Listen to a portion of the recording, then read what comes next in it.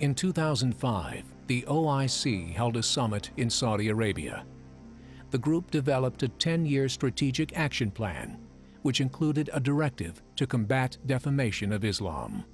The term Islamophobia is the politically correct term they created under which it rests the defamation of Islam concept, which they plan to run through the United Nations. It makes no apologies about that. It's quite straightforward.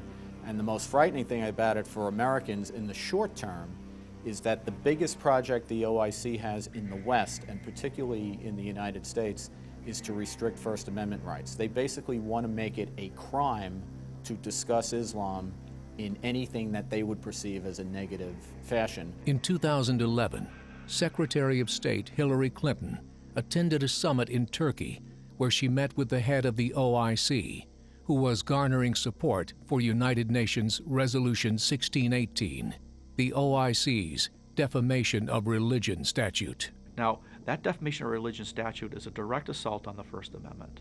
It's a direct assault on the First Amendment. And what did Secretary Clinton say? She committed in a foreign country to a foreign power, to a foreign entity, the head of the OIC, that she would use old-fashioned techniques of peer pressure and shaming to go after anybody who would try to stand up against that. And I want to applaud the Organization of the Islamic Conference for its leadership in securing the recent resolution by the United Nations Human Rights Council that takes a strong stand against discrimination and violence based upon religion or belief. I mean, these are the words of the apologists. And that's not what public officials should be telling the American people. The American people need to know what's going on. And what the State Department is basically agreeing to is to have restrictions on speech that would incite what they would call hostility to Islam. Now, the only incitement you're allowed to prosecute under American law is incitement to violence. U.S. Ambassador Eileen Chamberlain Donahoe spoke to the UN Human Rights Council in March of 2011, supporting the resolution.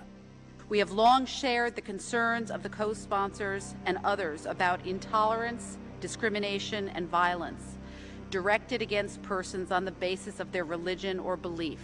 The Brotherhood says to Al-Qaeda and the Salafi movement, look, we can do this through legal means, guys.